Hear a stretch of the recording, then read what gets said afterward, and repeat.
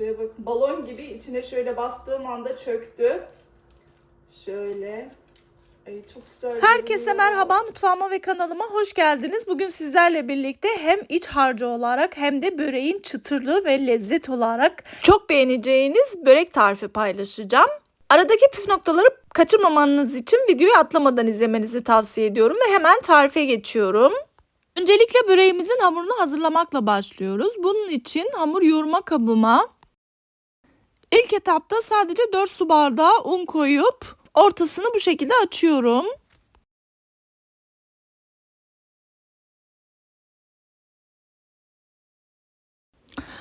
Daha sonra 1 su bardağı suyumu ilave ettikten sonra 1 tatlı kaşığı da maya ekledim. O kısımda hafıza dolduğu için kamera kendisini durdurmuş maalesef. O yüzden buradan belirtmek istiyorum. Daha sonra 1 su bardağı süt, 1 yemek kaşığı sirke ve 1,5 tatlı kaşığı tuz ilave ediyorum. Evet, malzemelerin bütün hepsini kattıktan sonra spatula yardımıyla bu şekilde hamurumuzu toparlıyoruz. Hamuru toparlarken de kontrollü bir şekilde ununu eklemeye devam ediyorum. Un miktarını açıklama kısmına yazacağım arkadaşlar. Oradan ulaşabilirsiniz. Unun kalitesine göre miktarı değişkenlik gösterebiliyor. O yüzden lütfen kontrollü bir şekilde eklemenizde fayda var diyorum. Hamurum ağırlaştı. Bu aşamadan sonra spatulayı bırakıyorum ve elimle yoğurmaya devam ediyorum.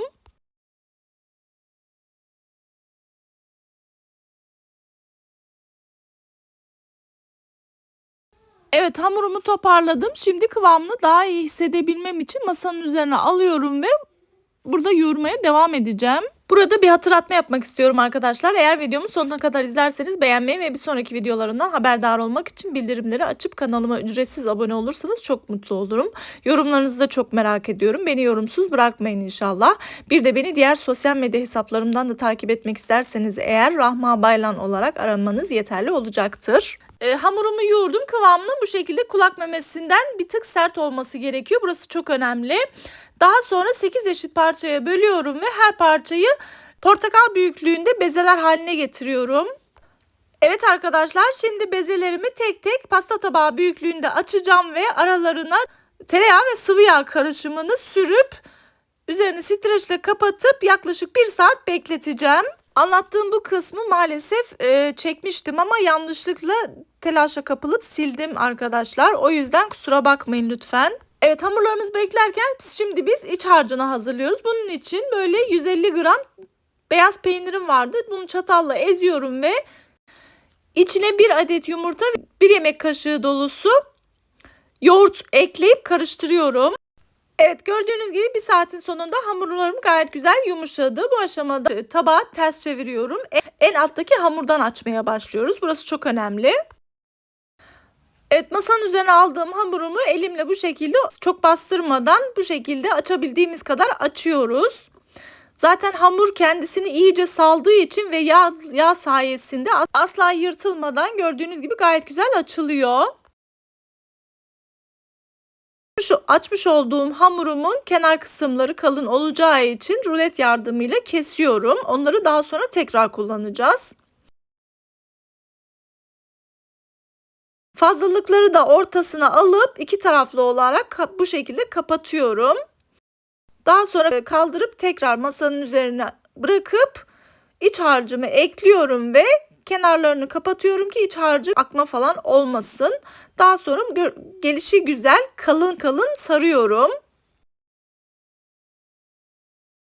Evet, sardığım böreğimi fırın kağıdı sermiş olduğum tepsime yerleştiriyorum. Bakar mısınız? Gerçekten böyle içi hava dolu fosur fosur börek oldu.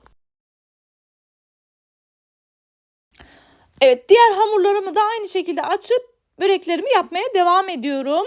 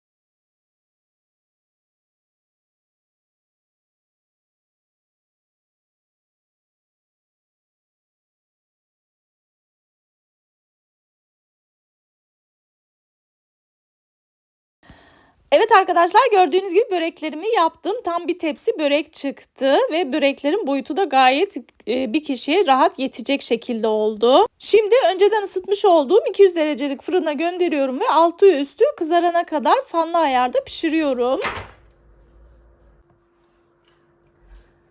Evet arkadaşlar, gördüğünüz gibi böreğim fırından çıktı. Biraz da soğumasını bekledim. Şu görüntüye bakar mısınız? Şu an tadından çok çıtırtısını ve dokusunu çok merak ediyorum. Hemen şimdi size bir tanesini göstermek istiyorum. Şöyle bir tane göstereceğim çünkü bunu misafirliğe götüreceğim. O yüzden sadece bir tanesine bakmak zorundayım. Bakar mısınız? Of of of. Şuraya bakın. Ay.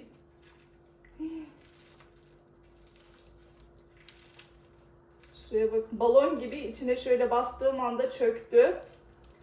Şöyle. Ay çok güzel görünüyor.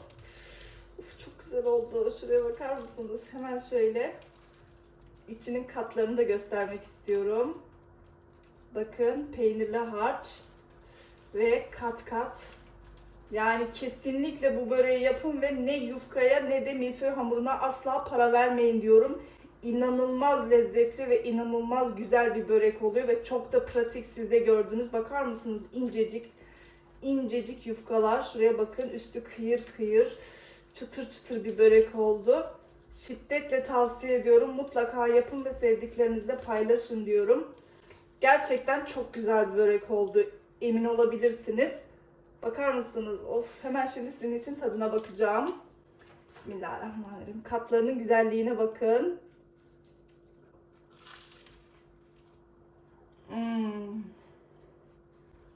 Çok güzel.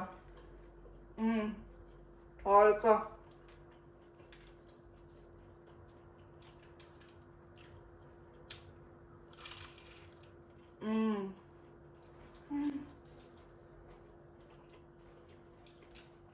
Çok güzel. Çok lezzetli.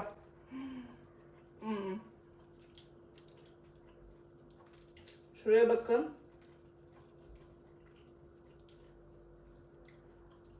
Katlarının, yufkalarının inceliğine bakar mısınız? Harika.